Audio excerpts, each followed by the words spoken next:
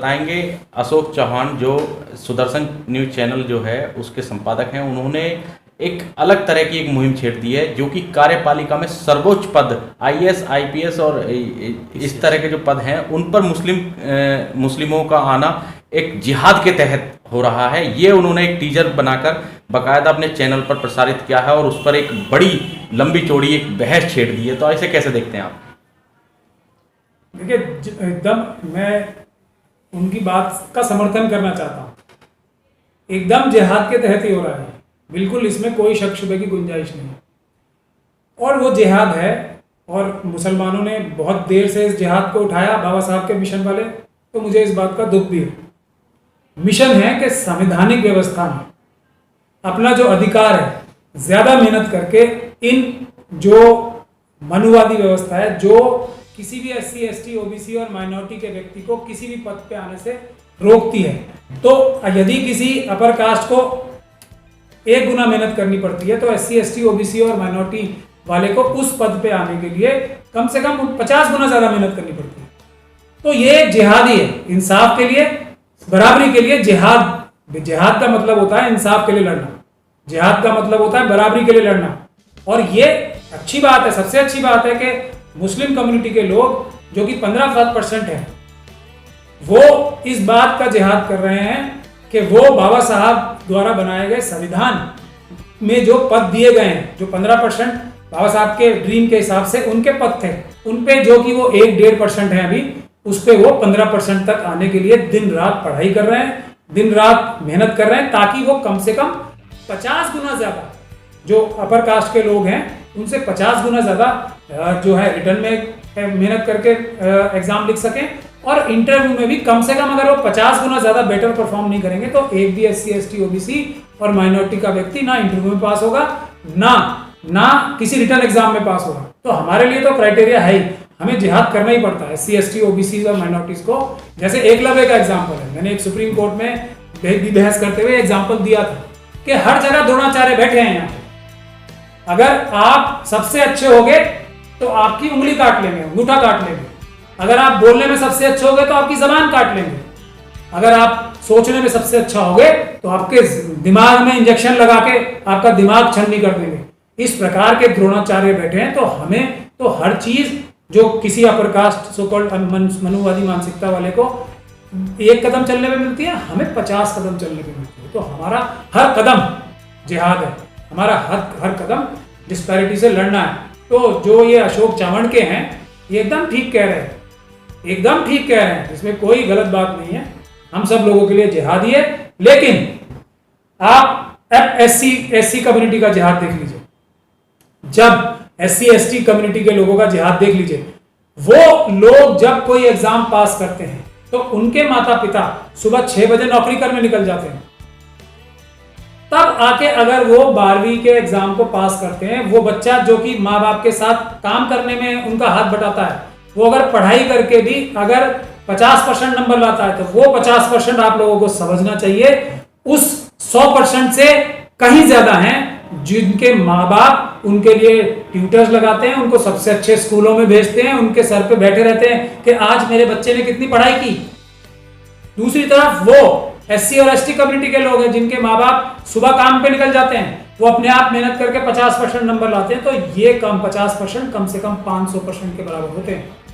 ये है जो बराबरी की बात है, ये है कैपेसिटी की बात, ये है इंटेलिजेंट होने की बात। तो इस सवालों का जवाब ना सुप्रीम कोर्ट के पास कभी था, ना किसी भी मनुवादी मानसिकता के व्यक्ति के पास होगा। इसका मैं एक और सबसे बड़ा एग्जाम्पल देता हूं कि आज 90% लोग मनुवादी मानसिकता के देश की हर संपदा पे कब्जा करे बैठे हैं, और वो इनएफिशिएंट होते हैं, वो मीडियोकर होते हैं। इसको मैं तथ्यों पे साबित करना चाहता हूं। हमारा देश अपनी ज्योग्राफिकल पोजीशन की वजह से और हमारे देश के लोगों के अंदर जो जहानत है, जो ताकत है, जो मेहनत करने की ताकत है, और यहाँ पे नेचुरल रिसोर्सेज इतने हैं, उसकी वजह से जब तक मुगलों का राज था, ये देश जो था दुनिया का सबसे ताकतवर मुल्क था। 25% जो दुनिया का संपदा था वो भारत देश की थी, और सबसे ताकतवर आर्मी थी दुनिया की। ये पोटेंशियल है हमारे देश भारत का। लेकिन अब जब आजादी के बाद से 90% जगहों पे जो मनुवादी व्यवस्था के लोग, मानसिकता के लोग, जो upper caste, so called upper caste कहते हैं अपने आप को, वो काबिज हो गए। इसमें किसी को कोई शक नहीं होना चाहिए। उसका नतीजा क्या हुआ है? हमारा देश जो देश दुनिया का सबसे ताकतवर देश होने की पोटेंशियल या कैपेसिटी रखता है, वो आज दुनिया में देख लीजिए, आप कोई भी सर्वे देख लीजिए, हमारा देश 200 मुल्कों में 150वें नंबर पे आता है पढ़ाई के मामले में। इस प्रकार से जो डेटा आ रहे हैं वो ये दिखाते हैं कि हमारा देश जो है हर जगह पूरे देशों से, 200 देशों में बहुत पीछे है। तो कौन जिम्मेदार है?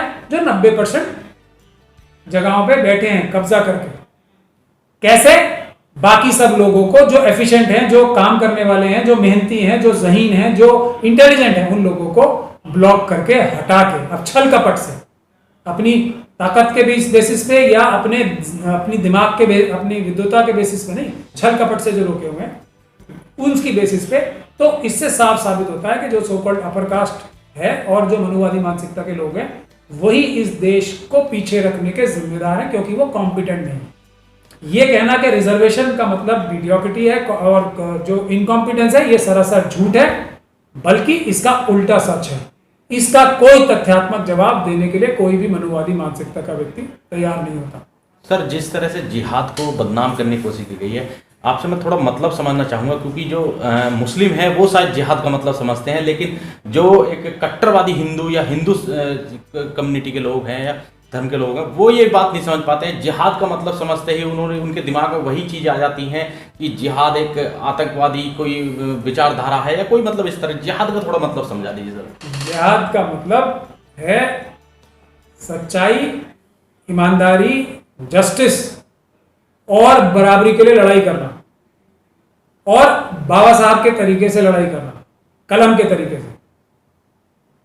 ये जो इस्लामिक जिहाद भी है, वो सबसे पहले जबान का जिहाद है। सबसे पहले जबान के जिहाद से भी अपनी जो नर्व्स जिसे कहते हैं ना, जिसको अपना जो आत्मा नहीं, अपनी जो कार्रवाई है, जो अपना काम करते हैं, अपना जो कार्रवाई है, अपने नफ्स पे कंट्रोल, अपना ऊपर कंट्रोल, कि हम कोई बुरा काम ना करें, हम किसी के साथ नाइंसाफी ना करें, हम दुनिया में सबको बराबर समझें, इंसान को बराबर समझें, इंसाफ से काम लें, किसी की हक तलफी ना करें, किसी के साथ नाजायज ना करें।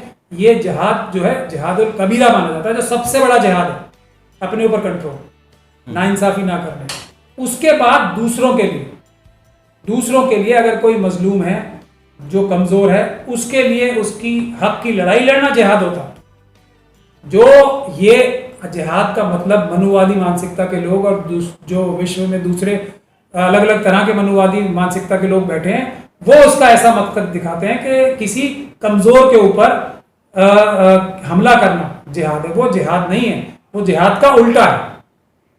जो भी किसी कमजोर के ऊपर हाथ उठाता है, जो भी किसी निहत्ते के ऊपर हाथ उठाता है, जो भी किसी कमजोर के साथ नाजायज काम करता है, चाहे वो जैसे ये नौकरियां, जो रिजर्वेशन में नौकरियां होती हैं, वो जो मनुवादी मानसिकता के व्यक्ति हैं वो उसको खाली रखते हैं और उसको फिर जनरल कैटेगरी से भर देते हैं अगली बार। ये जिहाद का उल्टा है, ये जुल्म है। तो जो लोग जिहाद करते हैं वो SC ST OBC और माइनॉरिटीज के साथ खड़े होंगे, और जो लोग जुल्म करते हैं, जिहाद का उल्टा करते हैं, वो किसी के ऊपर बम चलाएंगे, किसी के ऊपर गोली चलाएंगे, किसी के ऊपर जोर जबरदस्ती करेंगे या किसी की हक तलफी करेंगे। वो जुल्म होता है, जिहाद जुल्म का उल्टा होता है। तो इससे आप समझ लीजिए, मनुवादी मानसिकता जो है वो जुल्म है, और जो बाबा साहब भीमराव अंबेडकर ने जो इंसाफ, बराबरी की जो कॉन्स्टिट्यूशन लिखा, वो जिहाद है। शब्द का नाम जुड़ता है, फिर उसके बाद ये प्रोपेगेंडा चला दिया कि अब IAS IPS एक मतलब सो कॉल्ड ये कहिए कि जो कार्यपालिका पर कब्जा करने का जिहाद, तो ये एक जिहाद जोड़कर अपना एक दूसरी तरह का एक कहें तो सर उसे कम्युनिकल मामला बनाने की कोशिश की जाती है। ऐसे चैनलों के इनके खिलाफ क्या कार्रवाई करनी चाहिए सर? देखिए, लव जिहाद भी बहुत अच्छी चीज़ है। यदि SC ST OBCs और माइनॉरिटीज़ में आपस में प्रेम बढ़ाएंगी, कम्युनिटीज़ भाईचारा बढ़ाते हैं, तो वो लव जिहाद है। हम उससे एग्री करते हैं कि SC ST OBCs और माइनॉरिटीज़ जितने भी अम्बेडकरवादी हैं, उनमें आपस में प्यार होना चाहिए, एक दूसरे से सहयोग करना चाहिए उनको। तो ये लव जिहाद है, इसमें कोई बुरी बात नहीं है। जो मनुवादी मानसिकता के लोग जो इनके प्रति नफरत फैलाते हैं, वो जुल्म है। और जहां तक आपने ये बताया मुझे कि अभी फिर इसका नौकरियों के ताल्लुक है, तो अभी 1 से 1.5% मुस्लिम कम्युनिटी के लोग आते हैं, 15% एससी कम्युनिटी की रिजर्वेशन है। आप लोग दिल पे हाथ रख के मुझे बताइए, क्या 15% एससी एसटी के लोग 15 और 7.5% क्या नौकरियों पे हैं? क्या किसी जगह पे हैं? वो कम कैसे हो गए? जिनकी रिजर्वेशन है वो कम कैसे हो गए नंबर से? 15% और 7.5% क्यों नहीं होते? ये जुल्म है जी, जो मनुवादी मानसिकता के लोग कर रहे हैं। और इस जुल्म को ठीक करना, 15% एससी लोगों को हर जगह देश के काबिज कराना, उनको बिठवाना, वो जिहाद है। 7.5% एसटी लोगों को हर जगह हर नौकरी पे रखवाना, वो जिहाद है। और उनको रोकना जुल्म है। ये है जिहाद का मतलब। ठीक। तो मैं तो जिहाद कर रहा हूं क्योंकि मैं बाबा साहब का फॉलोअर हूं। मैं कलम के जरिए लोगों को संविधान के जरिए न्याय और इंसाफ दिलाने की चेष्टा कर रहा हूं, तो ये जिहाद ही है। Thank you.